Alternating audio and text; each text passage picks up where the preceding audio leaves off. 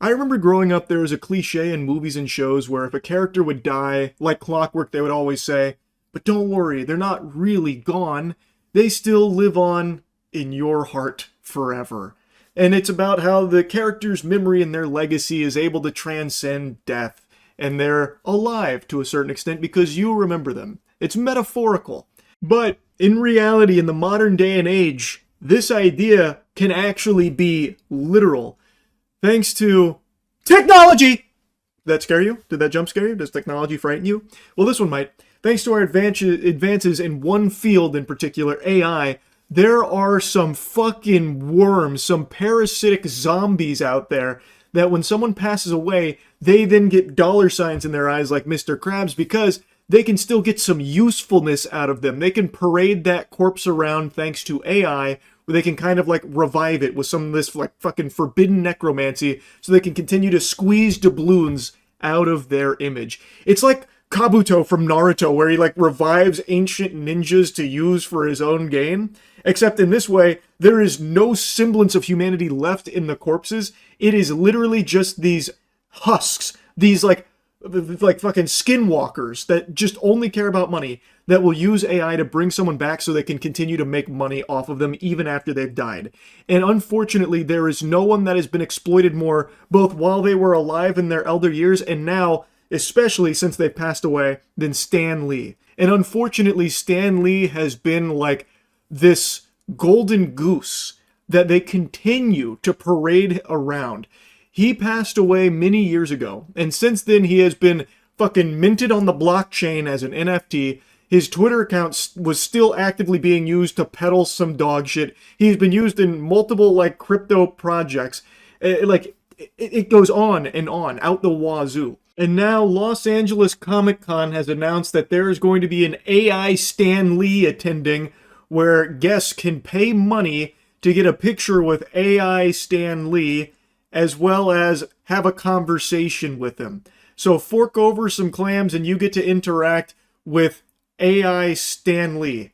Excelsior! It's exactly what he would want, I'm sure. The people that own his image now get to just continue to put him on the puppet strings and have him dance for them, where they can put whatever words in his mouth that they want. And of course he has no say-so in it because he is no longer here. He shed the mortal coil quite a long time ago, and yet since then, somehow, there are still people that are using him to make money for themselves. It's just greed. I think it is so sick and twisted.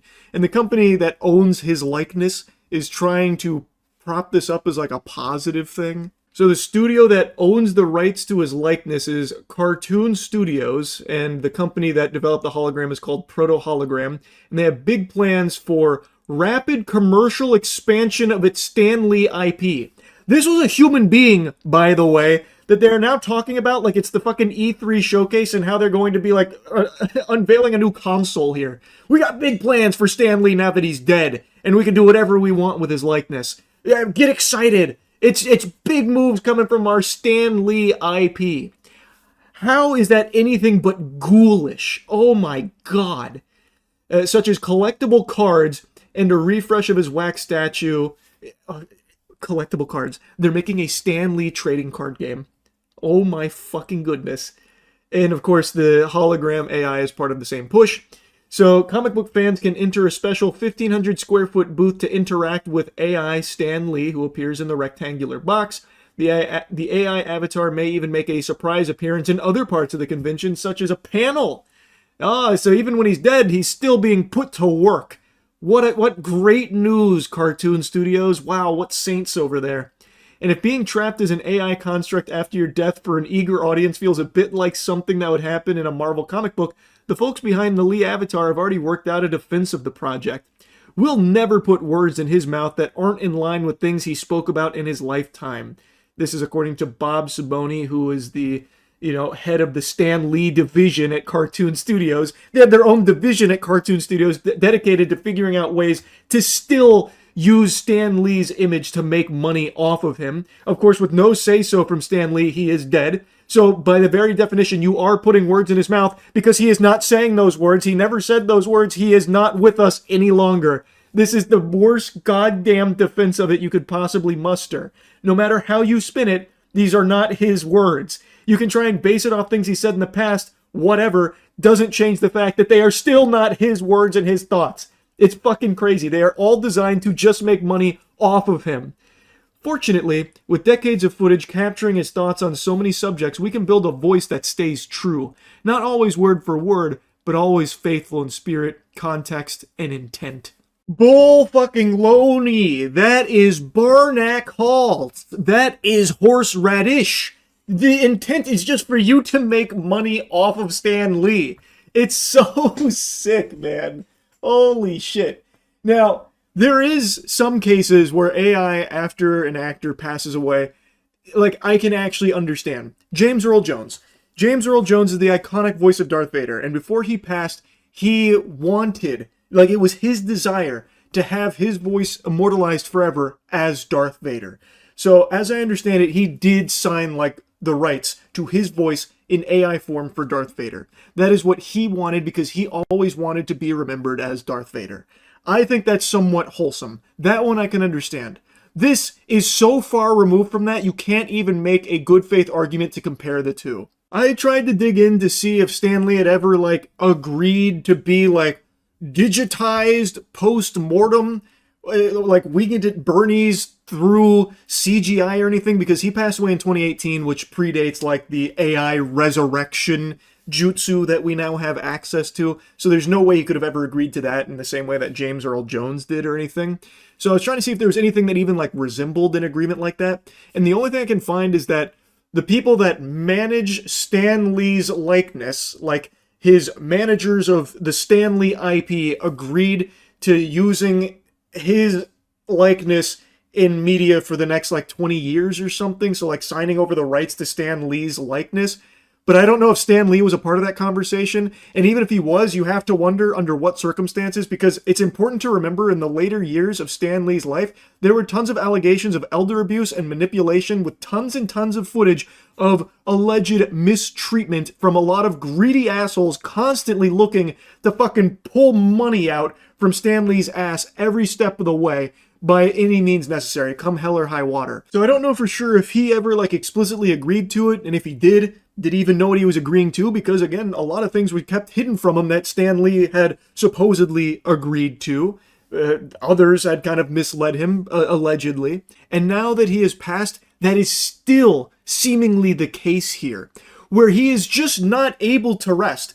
They have a whole division dedicated to finding ways of exploiting Stan Lee's image, apparently, at cartoon studios. That's...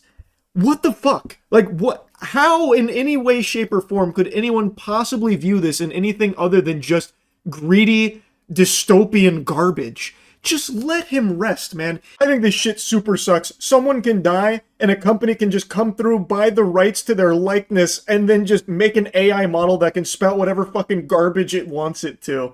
It's so fucking shameless to me. Also, looking into it a bit more, the rights to his likeness are actually a very contentious subject. It seems like it was a messy battle about Stan Lee's image after passing.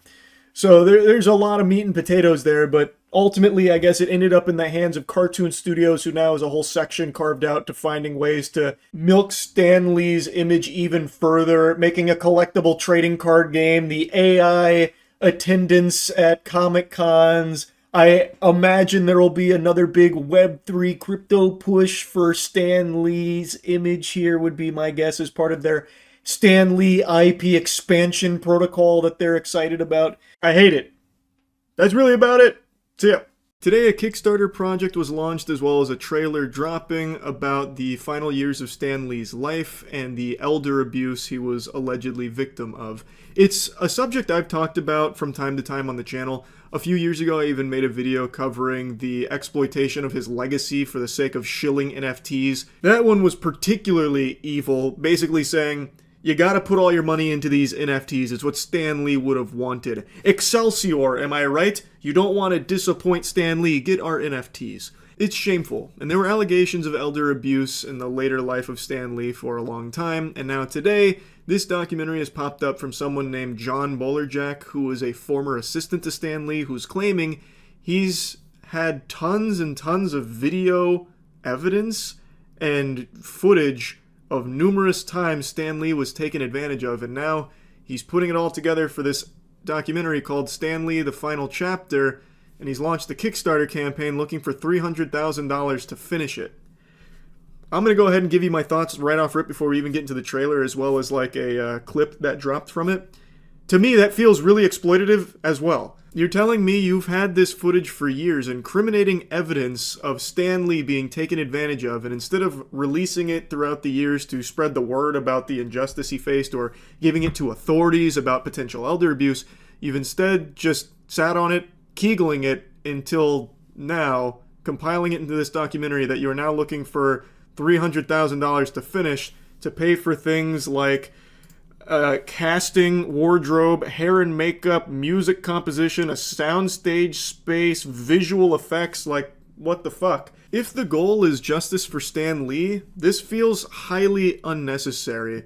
I don't think you need a visual effects department on standby to cook up some CGI for it, you know? Like, you don't need Blur Animation Studio on the horn to do some kind of 3D render of like a reenactment scene or something. If you've got all of this incriminating evidence, it feels a little weird to be asking $300,000 from people to crowdfund a pretty bow to put on all of this and like elevate it to like a Hollywood production where they want a set constructor, like they want to build a set, like I don't know if they want to like recreate Stan Lee's home 1-to-1 or something, or you know, as well as like a sound stage, like like you refuse to release the footage unless everything, like all the testimonials can be filmed on like a Blackmagic Pro 45K camera or something. Like, I don't really understand it. To me, feels like it's also capitalizing off of Stan Lee's name, but this time from a different angle where it's highlighting all of the other people who also exploited Stan Lee in a different way.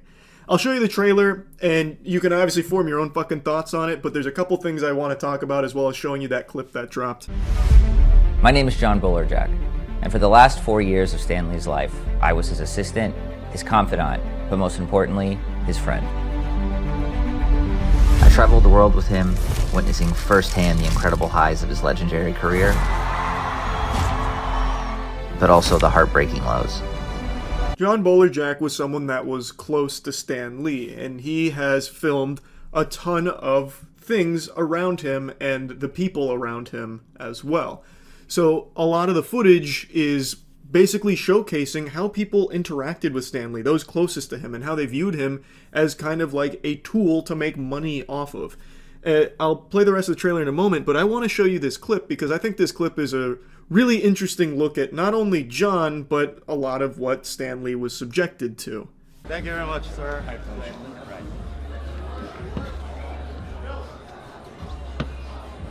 Now, are you ready to give a riveting speech? You're gonna change lives. I thought I was finished with that. What do I have to do now? It's never over. I'm not on the crazy pills, right? Like, I'm not boofing stupid potion, right? That's John Bolerjack that's saying that to him. You can see his hair, his voice is the same. That's John. And he's the one telling him that it's never over.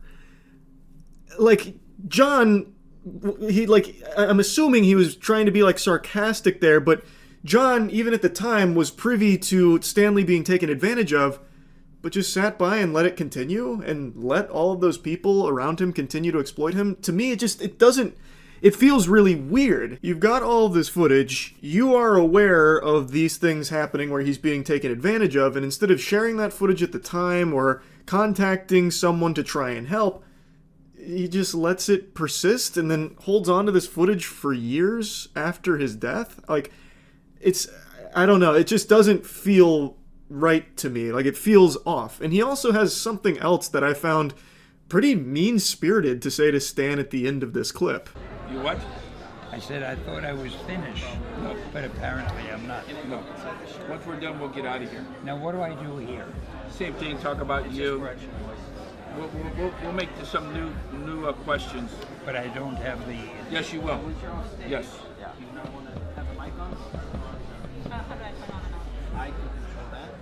You get your money's worth out of me. Every single penny. Penny, like 5 pennies. So this guy telling Stan Lee what he's going to do, even without Stan Lee really knowing and really wanting to, he is still pushing Stan Lee to do it. And then Stan Lee says, you get your money's worth out of me. And he says, every penny. And then John Bolerjack comes in and says, pennies, like 5 pennies. That's just kind of mean. Like, I don't know what the joke was supposed to be there. I don't know why he would come in at the end and say that on the back of that after we just watched Stan Lee get pushed to do something he wasn't aware of and not wanting to do by somebody who's basically controlling his appearance here. It just rubs me the wrong way.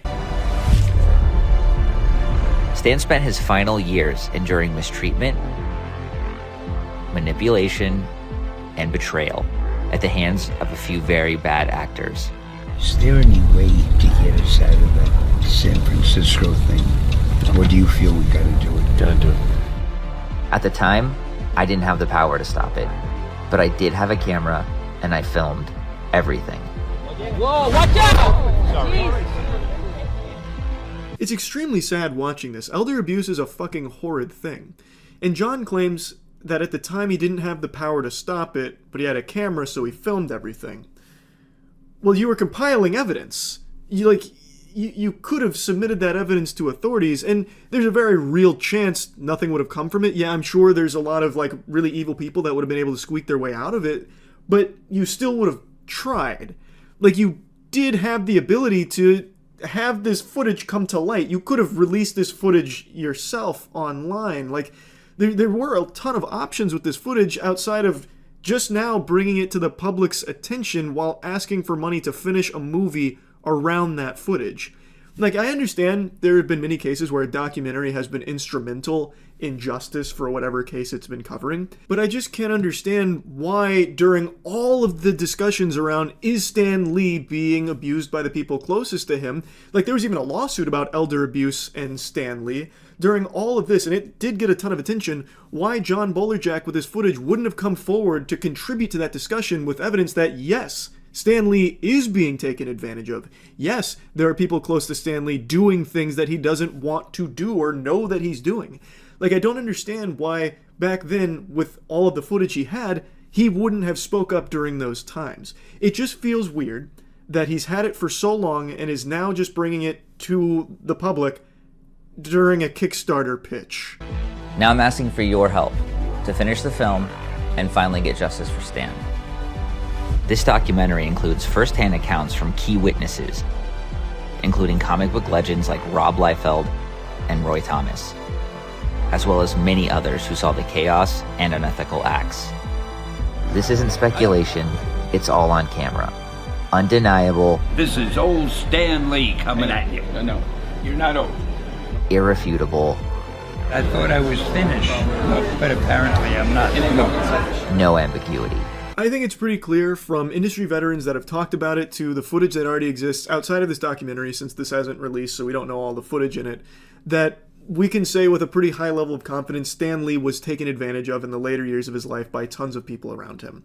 I think that much is pretty clear, in my opinion, and I have no doubt that whatever footage John has here will be really helpful in holding a lot of those evil assholes that were exploiting him accountable. I'm hoping that there will be a lot of good that comes from it. But this approach of just squatting on the footage for many years and then only bringing it out if enough money is given to finish the film is very off-putting. And looking at the Kickstarter rewards feels really weird too. Let me just hold your hand through what $50 gets you in the project. A stunning photo comic capturing rare, candid moments of Stan Lee like you've never seen before. Shot by filmmaker Jonathan Bolerjack, this collection offers an intimate look at the legend's life beyond the spotlight. Featuring 11 different covers, each showcasing a hand-picked image curated by its respective sponsor. Every book comes signed by Bolerjack, making it a must-have for true fans of Stan and his legacy. What? So each copy is signed by John, which means it's a must-have if you love Stan Lee. Where have we heard that nomenclature before? Spoiler alert, It's the NFTs that were shilled on Stan Lee's Twitter page a few years back. There are so many reward tiers here, more than I've ever seen in a Kickstarter project. I shit you not, I think there's close to like 40 or 50 different reward tiers. It's crazy. Like, here's one for $500 where you get basically a CGC slabbed Stan Lee image. Like, it seems like the reward system is all about incentivizing collectors. Like, every reward tier has some kind of element that hypes up the collecting appeal of the reward tier for the Kickstarter. Like, it's very, again, weird. Here's another option for $500 tier where you can get a tour through Los Angeles with John, where you'll visit places where bribes were offered, schemes were plotted, and millions went missing, stories that have never been told till now. What? So he'll take you on a tour of places where Stan Lee was exploited for $500. He'll take you on the Los Angeles tour of Stan Lee being taken advantage of. I just don't know how that can be perceived as anything other than slimy. It's basically reducing the elder abuse Stan Lee suffered to a tour for you to go on for $500 with this guy who's treating it like it's some kind of like attraction. Like, it's just so not okay, I feel. For $8,000, you get an invite to the Emmys and the Governor's Ball. All right. Like, it goes on and on. Like, I'm not kidding. Like 40 different reward tiers is an understatement. I think there's probably closer to like 60 or 70 different tiers of Kickstarter rewards here. With your help, we can finish the film, expose the truth, and give Stan the justice he deserves. As I mentioned, this footage that he has most likely will showcase a lot of the horrible things people have done to Stan Lee, and many times he was taken advantage of. But I don't feel like the goal of this film is to get justice for Stan Lee. It looks very different when you actually go through the page, all the rewards, all of the things that the money is going towards, and also when you remember the fact that he's had this footage for so long and is now just bringing it out for a Kickstarter pitch. I find it very weird. But anyway, I just wanted to talk about it. That's it. See ya. I'm no award-winning power lifter, but I still performed an incredible feat of strength today. I watched 3 episodes of She-Hulk. I know. Get your oohs and ahs out of the way. I'm like a circus freak here. How can Charlie do that, you know? What, is he a superhuman? Are you kidding me? 3 episodes of She-Hulk in one sitting? That's right, and I only dozed off once. I'm not lying, this isn't clickbait. I really did watch every episode back to back to back. Call me a hero, call me a villain, call me crazy. But I pulled it off. I did. I must have some kind of unique mutation in my own body that enables me to do these kind of things. It's kind of like in the show where Hulk mentions their bodies metabolize alcohol at a much faster rate than normal people. I have that power, but with not good TV shows. I'm sure you've all heard by now, but Marvel's released yet another TV show. It's She-Hulk. And it hasn't been doing that well. In fact, it's been doing pretty awful. Most people on YouTube and Twitter are insulting it and making fun of it. It's really catching more shit than a porta potty toilet seat in a construction site. If you only looked at YouTube titles about this show, you'd probably believe that this show somehow gives you gamma radiation just from watching it. It has been getting absolutely fucking slammed and jammed. And I wanted to watch it to see if it really is as bad as everyone's saying. And I just want to make this video giving my opinions on it so far. I've been very upfront and honest. I don't like the Marvel TV shows. The only one that I've liked is Loki. All the other ones I find just a tedious chore to watch. It's just the same formula every fucking time. And it's not just the TV shows, the movies are now following the same formula, and I'm just tired of it. Every character is quippy and quirky and joking back and forth, and nothing interesting is really happening anymore. So I've just completely lost interest in it, but I did want to give this series a fair shake and form an opinion on it, and that's what I'm going to do here, just share my thoughts on it. So right away, the show's not the worst thing ever created, but it's not good. This is a very sub-mediocre show. The biggest crime this show commits is being boring. There is nothing interesting that's happening in this show whatsoever, nor is there even any hints of anything interesting around the corner. It is very much like a CW show, visually and in terms of its writing. The CGI in this just absolutely broke my heart. I could feel the carpal tunnel, the over-exhaustion from the workers that are forced to work on the CGI for yet another Marvel show. It is clear through their work that they are tired. They need a break. Because they're not even fucking trying. Like, in the very first episode, a fucking spaceship, floats down, and it looks awful. It actually looks like an Adobe After Effects tutorial on YouTube. It is not good, and that level of CGI persists throughout the remaining 2 episodes. I really think they are just overworking their teams now, and they're just constantly, pumping shit out, and they can't keep the quality there. Because obviously, they're being stretched so thin. So that's an immediate complaint that I'd like to put out there. But let's talk about a lot of the big things people are focusing on Twitter. The first one was a very viral clip from episode 1 where Jin, She-Hulk, is talking to Bruce, and Bruce is talking about how she needs to control her emotions so that way she doesn't freak out and go Hulk form and kill people by accident like he's experienced, right? So she took great offense to that, saying something along the lines of, I'm great at controlling my emotions. When I get catcalled on the street, or when men try and critique me in my area of expertise, I'm always having to control my emotions and my anger, and I do it much better than you, Bruce. Which is just really fucked up to belittle Bruce. I don't know why she would say that, or why the writers would put that in there as a slap to Bruce. A character with by far the most trauma in the MCU. Most recently, he just lost the love of his life, and he has the only canon suicide attempt in the MCU. It's totally fine to highlight Jin's problems and things that she's experienced that make her upset and all of the legitimate issues she has. But why then make it a competition of who has the most trauma and say I control anger better than you, Bruce. I have it worse than you, Bruce.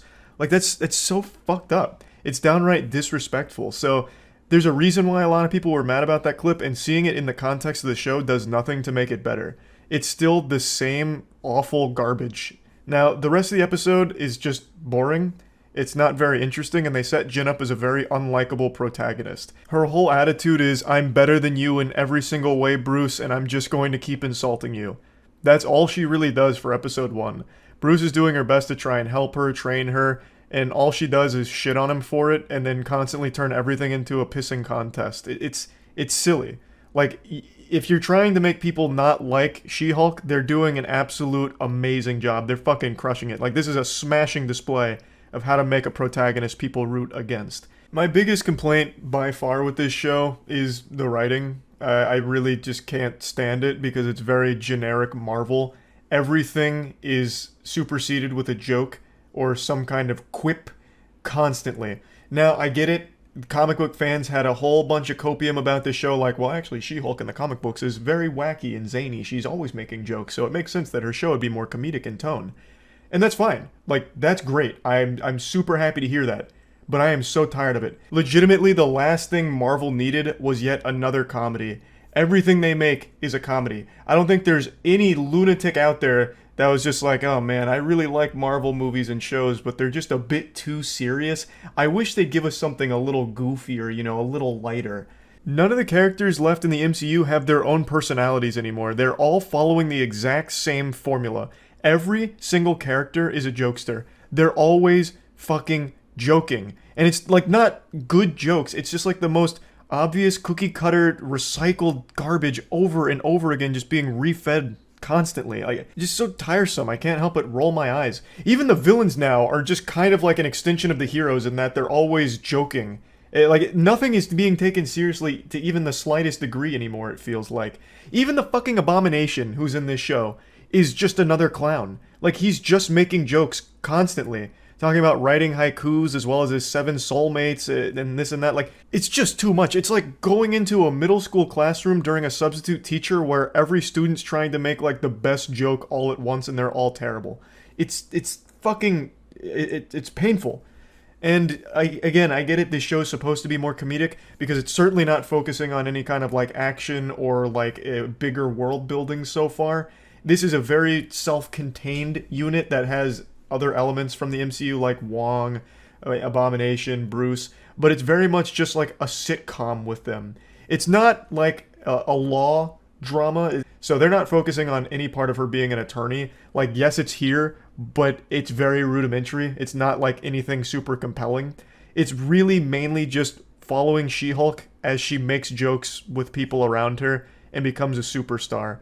And now they've brought in like so many other super powered people. There's a tiny little side plot where one like chauvinistic asshole was dating a shape-shifting elf from Asgard who was disguising herself as Megan the Stallion, and now he's suing her for it. And Jin's used in court to testify that that guy's a chauvinistic asshole who's so delusional he thought it could have been the real Megan the Stallion. It's all just so fucking dumb. And this is where another big viral Twitter clip comes in of people making fun of the show. At the end of that episode, that's episode 3, there's a post-credit scene where She-Hulk is twerking with Megan the Stallion. And yeah, you know what? It's pretty cringe, but it doesn't bother me. I don't care. It's a post-credit scene. Let them have fun. I don't know why people are making a big hoopla about it. Like that, I have no gripes with that whatsoever. It's not something that had me giggling or getting hype, but I wasn't like upset by it. I wasn't mad about it.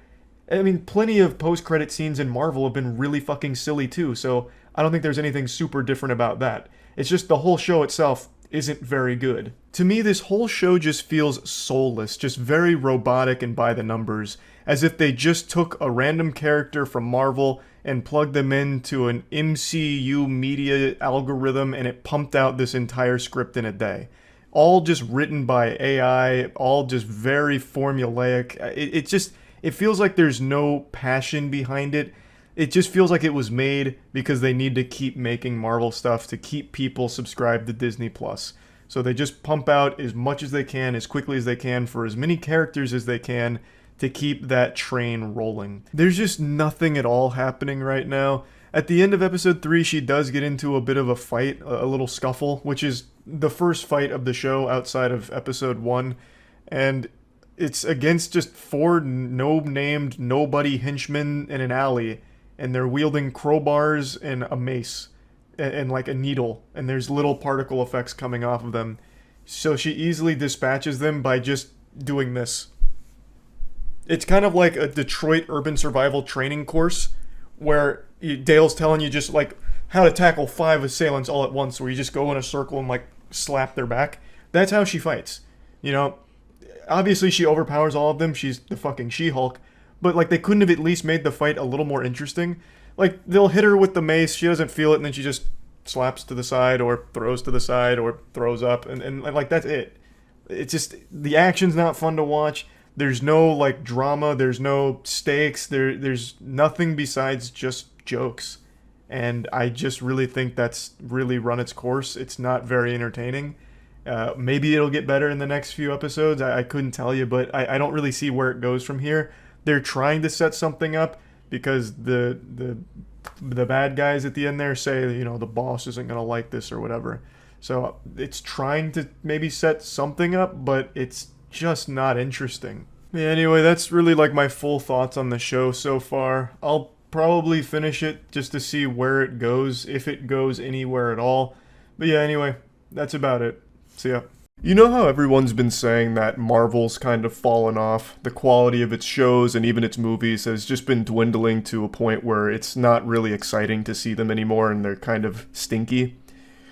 Whoo-wee! Wait until you see the Marvels. Put that in your pipe and smoke it. I mean this with no exaggeration. The Marvels is the MCU's messiest movie to date, and it's not even close.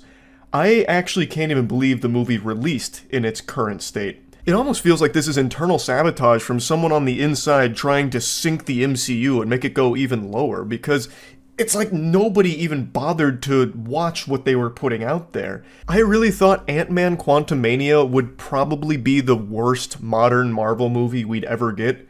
How wrong I was. It's like they took every single criticism that's ever been thrown against the MCU and said, oh, you thought that was bad, watch this. And then did all of it 10 times worse.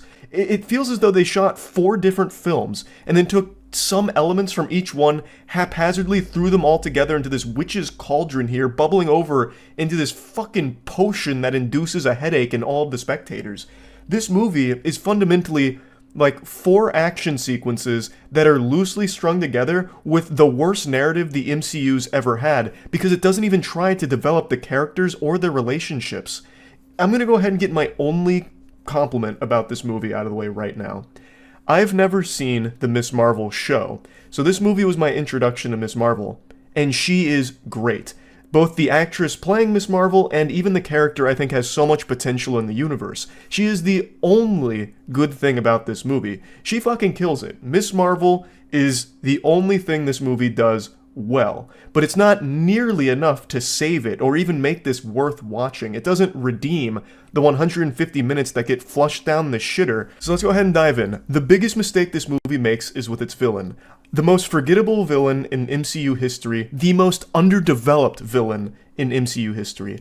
I don't know how we're in 2023 with like fucking 15 years worth of MCU movies, and a big criticism was underdeveloped villains in some of the movies, and somehow this deep into the game, phase fucking 5 here, they deliver the worst villain they've ever had. I can't even remember her name. I have to keep looking it up and then I still forget it. That's how forgettable she is. I think her name is Danber. I looked it up again. Darbin. Her name is Darbin. Fundamentally, she is like Ronin if Ronin was written in 5 minutes. Like, all she does is she creates some portals that suck things up occasionally. And that's it. Spoilers, I'll tell you her motivation, and it's only explained in a couple of lines of dialogue. Instead of showing you, they just tell you. It really does feel like a lot of this was AI generated at the last possible second. I'm just gonna fucking say it. Basically, Captain Marvel made a decision that had a huge effect on the Kree and caused a lot of problems for them. Darbin, being one of the Kree, will do anything to try and save them. She hates Captain Marvel and thus wants to take things from her in order to help save the Kree, basically. And since this is only explained in a few lines of dialogue that feel almost like throwaway lines, there's no actual emotional investment here. Since they don't bother to flesh out Darbin at all, she becomes kind of like this villain caricature, this cartoonishly evil presence that's evil for the sake of being nasty. And even when Darbin and Captain Marvel are on screen together, there's still no emotional weight to anything that happens because they're speed running through shit and barely even attempting to make something cohesive. But she's not really a big threat, because they make it clear early on that the only reason she's not defeated easily by Captain Marvel is because the big gimmick of the movie keeps happening where they switch places when they use their powers. So Miss Marvel even says, like, I know you could absolutely just fucking clobber her if we would stop switching places, and I'm sorry about that. And she's right, because the main villain isn't very strong. And in fact, every time they meet her, they pretty much do defeat her until she just miraculously pulls out like a big force blast that opens up that portal at the last possible second. But even aside from just the super weak villain, this movie is tonally all over the place. The vast majority of the film doesn't take itself seriously. It's mainly like a Thor Love and Thunder fucking flat comedy where almost none of the jokes are landing. The worst offender is actually Nick Fury. Nick Fury has a prominent role here, but he's just literally a clown. I don't think he has a single line of dialogue in this movie that isn't a joke or leading into a punchline. Even when the stakes are super high, like, oh, we might, lose the world here if Darbin's plan goes correctly. And even when he's about to fucking die, he's making jokes the entire time. What happened to this character? It's not even consistent with the Nick Fury that we know, or the one that was in Secret Invasion, which I didn't finish because I didn't really like it that much. But this is not the same character. They replaced him with a goofball. Like I don't understand what even happened here.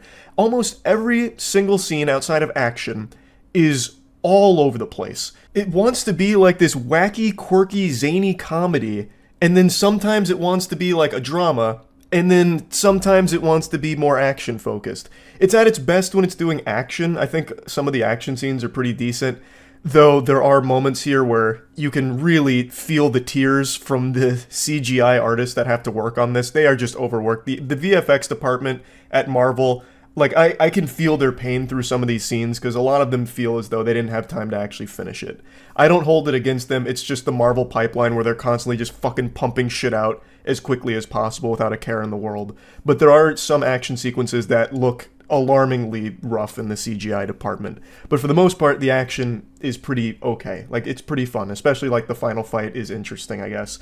But it doesn't really matter that much because there's not a real movie around it. You're basically just watching like a montage of some decent action moments, and that's it. So anyway, back to what I was saying. In between these action sequences, when it's trying to do a bunch of different things, it fails on all fronts. Let me give you an example. So there's a planet they visit, and it's a planet that means a lot to Captain Marvel. And the inhabitants of that world only communicate through song. If you just speak, they can't understand you. It basically has to be a musical. And I think it is the most insufferable sequence or series of scenes the MCU's ever had. It just doesn't make any sense. Like, if this was a Rick and Morty sketch, fine. Like, this feels like it fit right at home in some kind of Saturday morning cartoon special as like a joke. But this comes in the middle of the film where things are getting desperate, where the villain's succeeding, and like, this is a planet Captain Marvel really cares about, and it's about to get fucked in the ass. And it's like, okay, why are we having like a musical here about this and not taking anything seriously? And even when they fail to protect it, 10 seconds later, Captain Marvel's joking. Like, this is a place she called home 5 minutes ago. She fucking fails to protect it from Dar-Benn, and she immediately just starts joking about it. And then the next scene, pretty much, they go into this whole cat subplot. This whole side quest with cats, and Nick Fury, and cats. Like, it's all over the place. You can't take it seriously if the movie itself doesn't take it seriously and isn't actually held together by anything at all. There's no real substance here. The only time this movie even comes close to making an emotional beat work is between Captain Marvel and Monica Rambeau. They have a relationship that is loosely explored and only one time successfully gets across the weight of it. And that's through this sequence where they're seeing each other's memories. They all kind of tap into this thing that's showing memories, and they do a good job of setting up Captain Marvel and Monica there. But outside of that, anytime they try and explore that, they don't give it any real chance. Like, it just falls flat again.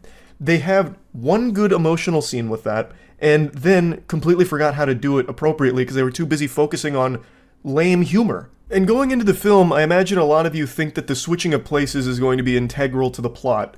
It's really not. Like, it's used occasionally, but it doesn't even follow its own rules for the switching sometimes. Like, they forget to switch. It's supposed to be when they, like, use their powers at the same time they switch, but there's multiple scenes where they both, or all three of them really, will use their powers at pretty much the same time and not switch. It's like they forgot that that gimmick was even present sometimes. And it doesn't really play a role in the narrative outside of explaining why Dar-Benn just can't be easily defeated by Captain Marvel. So while I think the concept could have been fun to explore, like, these three characters need to work together in order to overcome an overwhelmingly powerful enemy and somehow use this to their advantage, the ability to switch places.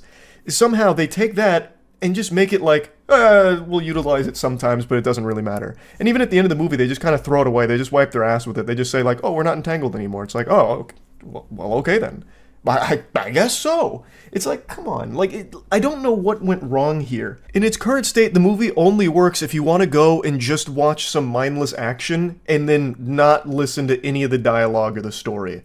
Like, that's probably the only way you can get any amount of enjoyment out of it. Because like I said, some of the action is pretty good, but like, that doesn't make a movie. You still need more than that. And it's not like the action is anything new to the MCU. It's all still very generic for the most part. There's nothing new here, aside from new lows that it reached with how little it actually cared. And now I have no idea what they're even going to do with these characters going forward, because this movie did nothing to progress any of them except Miss Marvel. Miss Marvel, like I said, is the only component of this film that works at all. She is the only good part of this movie. Monica, I think, could have been great here. I think WandaVision was building up to Monica being a very strong and interesting character, but this movie just ruined it. They didn't let her do anything until the very end. I won't spoil that, but at the very end she becomes the most important character pretty much out of nowhere, because up until then, she didn't get to do anything. Like, they didn't develop her or even try, and it's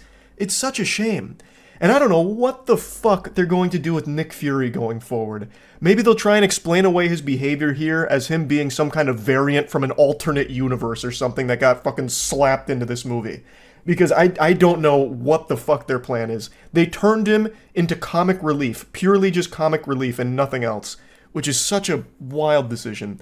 Anyway, plugging the Marvels into the moist meter, I'm going to have to give it like a 25%. It is the messiest MCU movie that has been made. I think I can comfortably say that. I'm still shocked that it released in this current state that it's in. That's really about it. It's not looking great for the MCU going forward here. I don't know how they bounce back. I don't know what direction they even take the MCU anymore. But I guess we'll just have to see. That's it. See ya.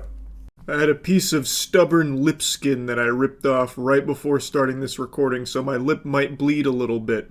Don't be concerned. That's just part of being 31 years old now. Even something as simple as taking a little bit of chapped lip skin off is enough to have me bleeding profusely, it seems. But, you know what else is bleeding? Marvel, at the box office. Now, this is a conversation in cinema that happens more frequently than people debating whether or not Sam and Frodo were gay. So many people since the end of Endgame have talked about how Marvel is dead and dying, and that superhero fatigue had finally reached its molten core where everyone was done with MCU and how bad the quality was. But despite all of that hoopla, pretty much all of the MCU projects did decently well for the most part. Like, even unanimously hated stinkers like Ant-Man Quantumania still generated like $500 million. But the quality did significantly decline, and a lot of people were getting tired of it. And some of them did actually not do well, like the Marvels. But on the whole, the MCU was still fine in the box office, but it was showing signs of weakness. Now, they've released two decent movies back-to-back, Thunderbolts and Fantastic Four. But they're not exactly doing the billion-dollar nut-busting that the MCU was known for. Fantastic Four is experiencing a 80% drop from its debut, so going into its second week here, it has declined significantly. It had a great start, and it had incredibly strong word of mouth, but it doesn't seem like that's translating to asses in seats. And Thunderbolts was the same thing. People saw it, they were surprised by how good it was, saying, Marvel's fucking back, baby, fuckle your seatbelts, cause we are in it again. But then that also didn't have the strongest box office run. Which is now leading to the bigger conversation that's been had a lot about the state of the MCU. Are people just tired of it? Is superhero fatigue really setting in now, finally? Or is it mainly just Marvel? Because Superman has done great in the box office. It has been fucking slapping in the box office. And it's a good movie. Thunderbolts and Fantastic Four are also good movies, especially in a sea of dog shit that Marvel had been farting out for quite a few years, with a few exceptions like Guardians of the Galaxy Volume 3.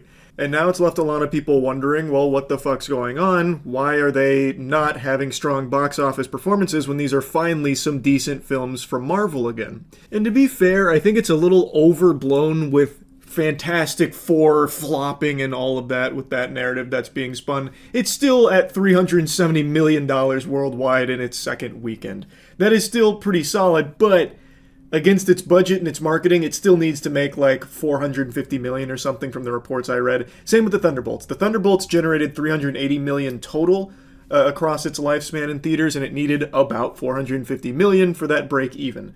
So like, it still does have a little ways to go, but it's not doing like dreadfully. Like, I don't think all the Marvel execs are in full force panic mode, sweating, contemplating sitting on a cactus or something, like worried that it's all dried up and Marvel's dead.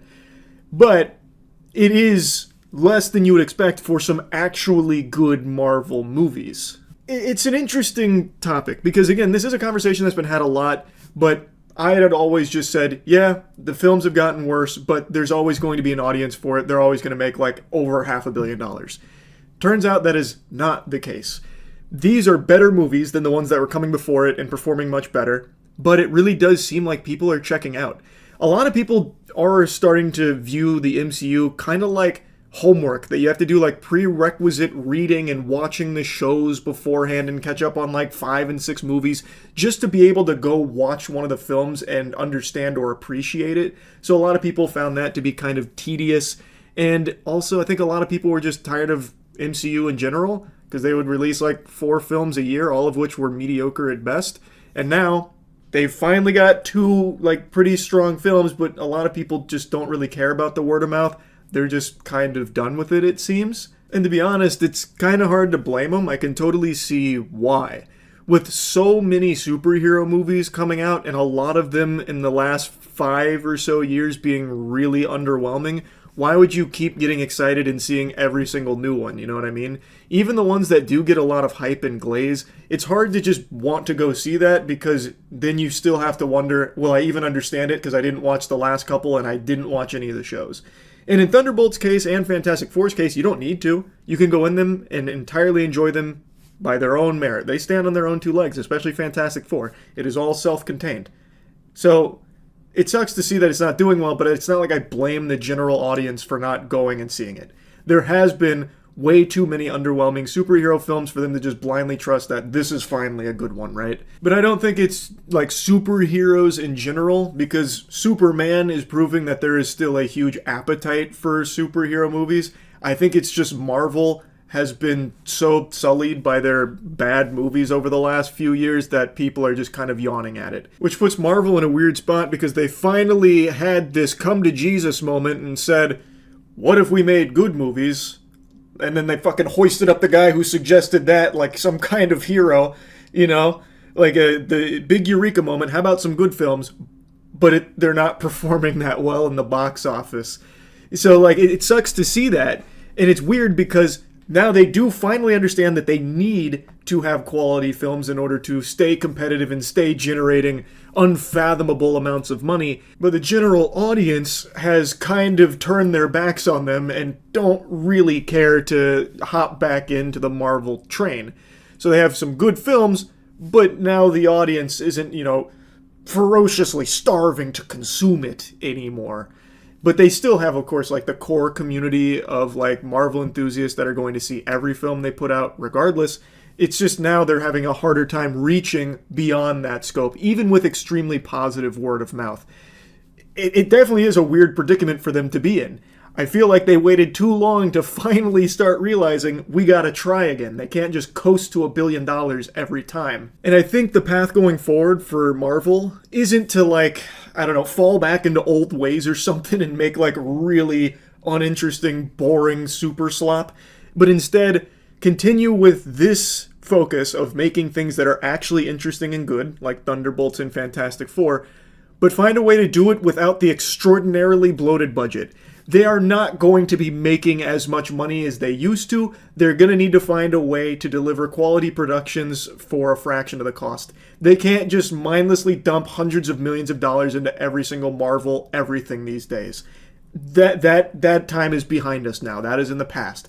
I think they need to start analyzing their budgets a little tighter and figuring out ways of being creative with it so they can deliver these same kind of movies that are strong, but without eating a loss on them. Like Thunderbolts, that's a film that probably didn't need $450 million box office run to break even. You probably could have delivered that same level of film for less money, so that way the 380 that it did generate could have already been at your break even. I feel like there's definitely ways, I think these budgets are super overblown, which isn't specific, exclusive to just Marvel.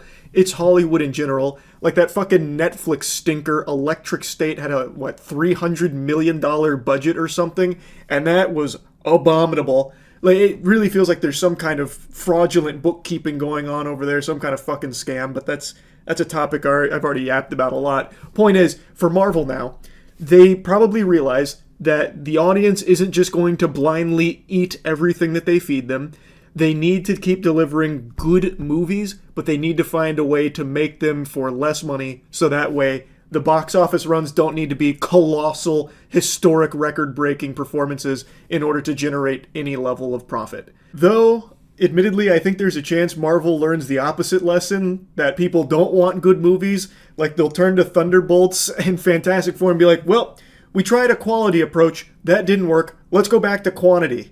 That would be a real shame, but I think there is a chance. Like, these zombies in suits, they could very well look at these box offices and be like, this was a failure. This experiment didn't work. That guy that we hoisted up about, like, what if we made good movies? Time to fire him. Fucking throw him out that window. That was a terrible idea. We lost money on it. We're going to go back to quantity and just really generic, safe, boring slop. That's what the people want, clearly. I'd hate to see that, but I think there is a chance. I can only hope they don't go that direction. But anyway, though, I wanted to just talk about this a bit. I found it interesting to see Marvel is no longer like the guaranteed infinite money glitch juggernaut that it used to be. Though, of course, it is still making tons of money in the box office. It's not like it's all doom and gloom. It's just in a weird spot right now where it's not guaranteed success every time. Anyway, that's about it. See ya.